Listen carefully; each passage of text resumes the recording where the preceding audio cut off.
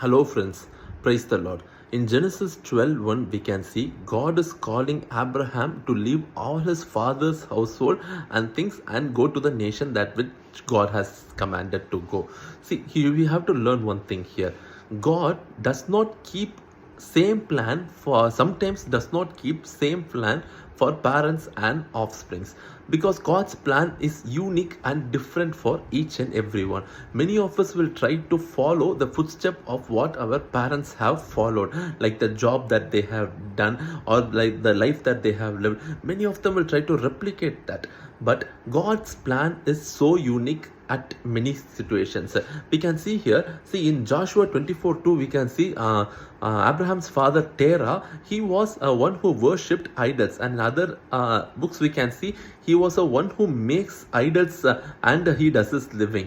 But God took Abraham out of that, because in Joshua 24:3 we can see verse says God took Abraham out of that and he brought back. So what in first verse that we started to meditate, it was said that God asked Abraham to go, but here we can see God is saying I took Abraham out of that place. So it means God has unique and specific plans and purpose for each and everyone in our life. We should not compare the plan or the call that our parents had to what we are having.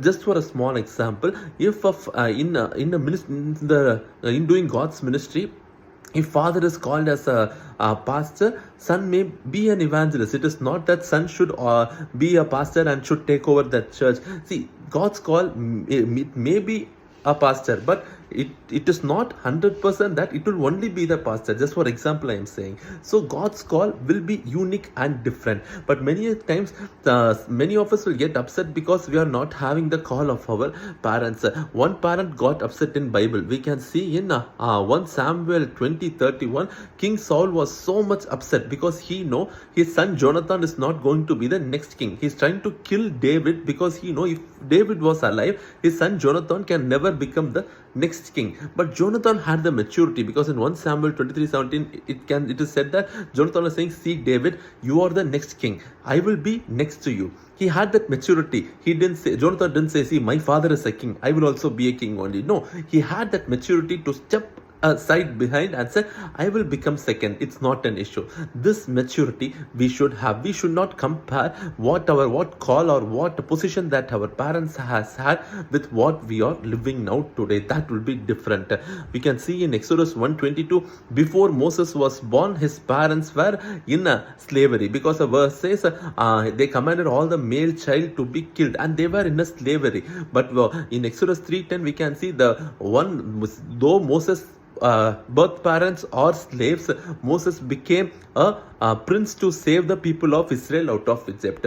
He didn't say, okay, my parents are slaves, so I also will be a same slave. He didn't say that. God used him to bring out all the people of Israel from Egypt. We can see here in Genesis 46:32, all the brothers of Joseph and his father Jacob, when they are standing before Pharaoh, they will say their profession as they are the one who tends sheep.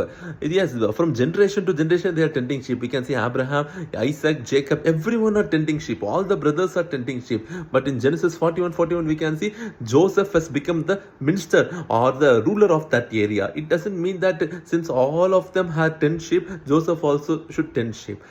God's plan is unique and different for each and everyone. It may be sometimes higher than the call that our parents had, or it may be slightly lower, but it doesn't mind, because lower and higher is not in eyes of God. God has unique separate map for each and everyone, and we are asked to walk in that path without comparing our life to anyone. God bless you.